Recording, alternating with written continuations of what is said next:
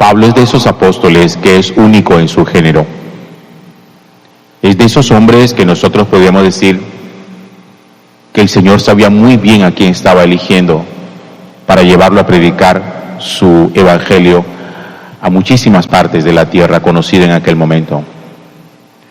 Pablo era un hombre que tenía una característica muy valiosa, y era que poseía una cultura múltiple. Pablo era judío de nacimiento, pero Pablo tenía también cultura y ciudadanía romana. Pablo era un hombre que hablaba hebreo, pero Pablo también hablaba griego. Pablo conocía las Sagradas Escrituras, pero también Pablo conocía a los filósofos griegos antiguos. Pablo conocía a Platón, a Sócrates. Pablo conocía la palabra de Dios. Pablo era de esos hombres que podía llegar perfectamente a un judío religioso como a un pagano grecorromano. Pablo sabía predicar a quienes creían y Pablo sabía predicar a quienes no creían. Pablo es de esos hombres que uno dice, de esos fácilmente no vuelvan a ser otro. Por eso cuando uno mira hoy al Papa León, uno dice, el Papa León era el hombre que necesitaba la iglesia en este tiempo.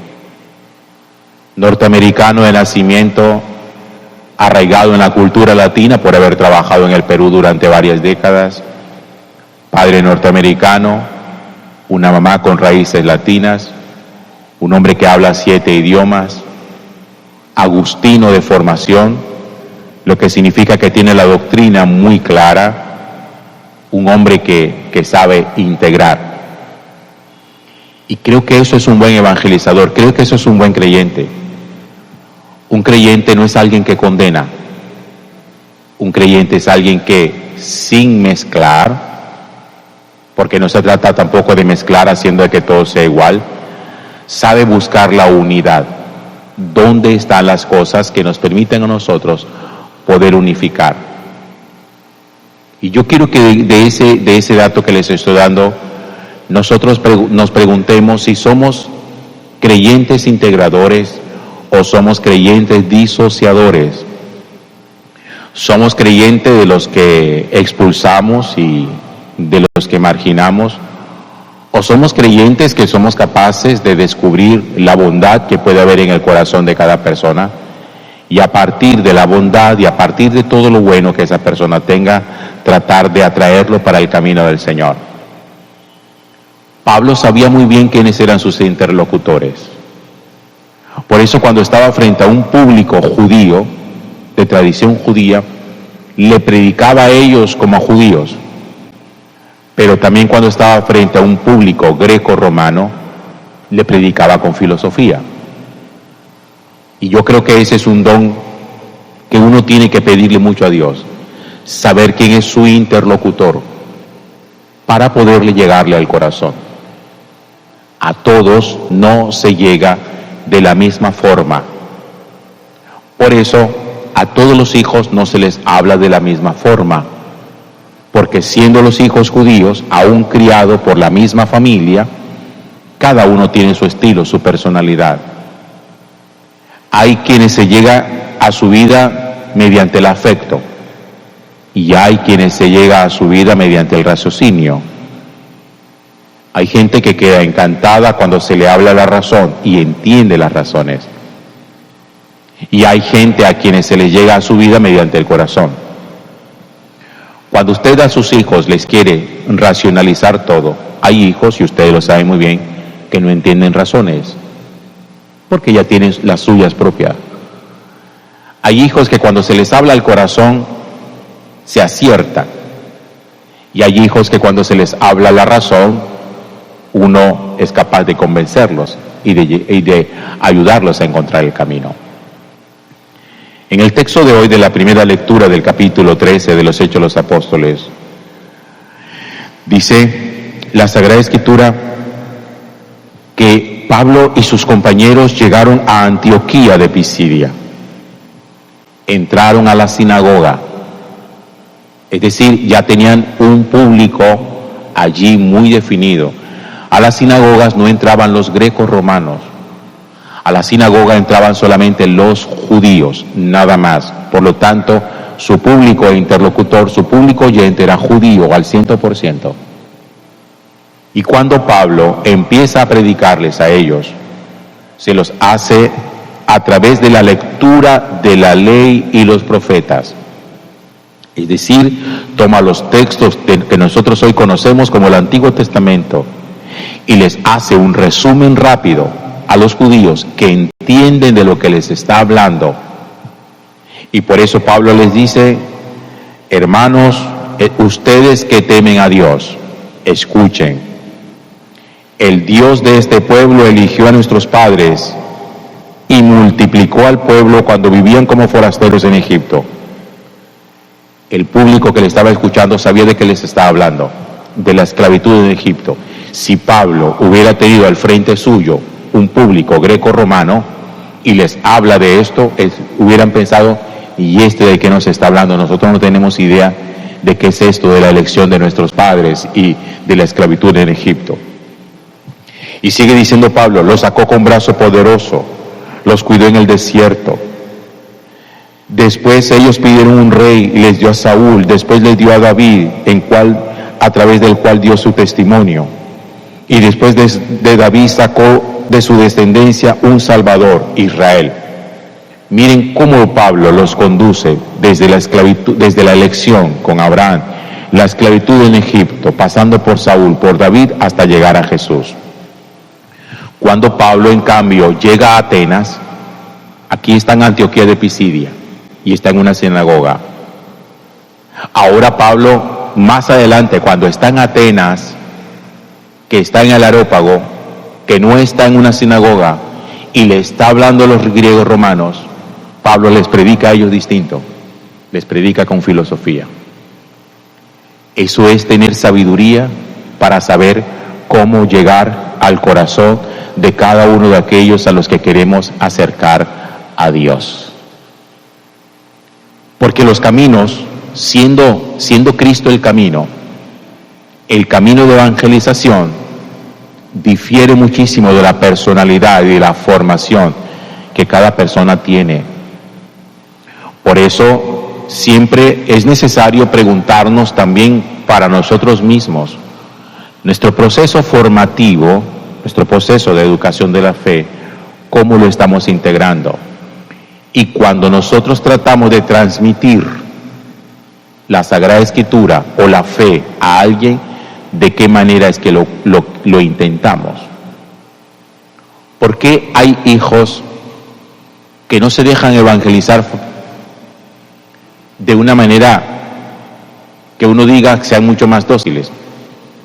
Porque es que uno cree que siempre se trata solamente de coger los textos de la Sagrada Escritura. Y resulta que no. Hay que llegar muchas veces por un camino que es el camino de los paganos,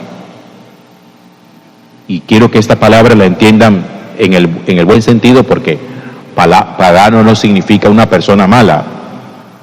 Pagano significa el que no tiene la fe.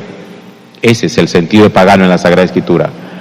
Cuando uno tiene un corazón que todavía no ha llegado a la fe, no siempre hablarles de Abraham, de Isaac, de Jacob, de David y de Moisés es la forma adecuada para llegar a esas personas.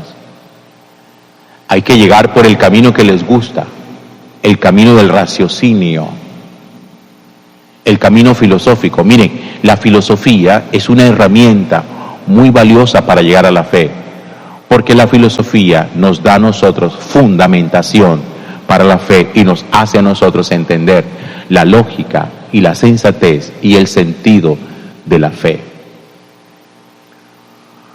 Por eso creo que una cosa que uno siempre necesita cuando quiere enseñar es conocer cuál es el público que tiene delante. Por eso incluso a nosotros mismos los sacerdotes nos pasa que hay predicaciones que llegan a unos pero no llegan a otros. O la experiencia de los retiros. Hay gente que hace ciertos retiros. Hay gente que hace el retiro de Emaús, por ejemplo, y salen transformados. Y otros salen del retiro de Emaús y dicen, eso a mí no me hizo nada. Porque es que la experiencia de cada uno es diferente. En todos no marca igual. Y uno no tiene que por qué asustarse de eso. Lo que uno tiene que personalmente preguntarse cuando uno quiere hacer camino de fe es, ¿quién soy yo? ¿Cuál es mi estilo, mi personalidad? ¿De qué manera Dios puede llegar a mi vida? Miren, otro ejemplo de esos es Agustín de Hipona. Agustín también fue de esos hombres únicos, un hombre filosóficamente muy inquieto, muy estudioso, un excelente lector. Agustín anduvo de filosofía en filosofía, de doctrina en doctrina, de secta en secta, hasta que finalmente Ambrosio, con su predicación, lo acerca al Evangelio. Agustín, siendo ya un adulto, se convierte, se hace bautizar y posteriormente se convierte en sacerdote, se hace obispo y llega a ser nada más y nada menos que San Agustín. San Agustín es la integración entre la filosofía y la fe, entre la razón y la fe, entre el raciocinio y las emociones. Usted no puede andar despreciando una sola cosa, pero sobre todo no puede andar endiosando a uno, despreciando al otro. ¿A qué me refiero? Que usted no puede creer que todo es raciocinio y que la fe no importa. Ni puede pensar que lo único que importa es creer ciegamente y que el raciocinio no importa. No existe eso en la vida de los seres humanos. Hay una integración. Y Dios, que conoce perfectamente cada uno de nosotros cómo es, qué estilo de personalidad tiene, cuál es el temperamento que tiene, Dios sabe utilizar en su momento oportuno a la persona adecuada para que llegue al corazón de éste y lo conduzca por el camino de la fe. Por eso, yo les voy a recordar algo que en su momento dije. Vea, cuando usted intente enseñar a sus hijos, los hijos a los papás no le paran bolas. Los hijos a usted no le creen. Porque cuando usted empieza a hablarles, lo primero que le dicen, ya vienes tú otra vez, me tienes hasta la coronilla con eso. Cuando los hijos a los papás no le prestan atención, usted ore como Santa Mónica. Mónica no fue la que convirtió a su hijo Jesús, ella rezó por su hijo Jesús. Pero el que ayudó al proceso de la conversión de su hijo Agustín fue Ambrosio, no fue la mamá. Ni fueron las lágrimas de la mamá la que lo convirtieron. Las lágrimas no convierten a los hijos. No crea usted que por mucho llorar, su hijo va a acercarse a Dios. Más bien haga lo que hizo Mónica, oraba por él, clamaba por él, hasta que el Señor le presentó a alguien que no tenía ningún vínculo familiar con Agustín, que fue el que llevó a su hijo a los pies. ¿Eso qué significa? Pídele a Dios que sus hijos tengan amigos que sean de Dios, para que los conduzcan a los pies del Señor. Por eso es que cuando uno ora por sus hijos, no ora solamente, que tenga un buen trabajo, que tenga salud. Supere eso, supérelo, que lo único que necesita el hijo suyo no es tener trabajo y tener salud. No, necesita tener amigos que recen por él, amigos que los conduzcan a los pies de Dios, una novia o un novio que sea del Señor, que no se consiga una novia pagana o un novio pagano, sino una novia y un novio que sea muy de Dios, para que a través de esta persona y por el vínculo afectivo que crean, que es el de la amistad o del noviazgo, haya alguien que también lo ponga a él o a ella a los pies de Cristo. Supere en su oración ese esquema reducido de que, Señor, te pido que mi hijo tenga salud, Señor, te pido que mi hijo tenga trabajo.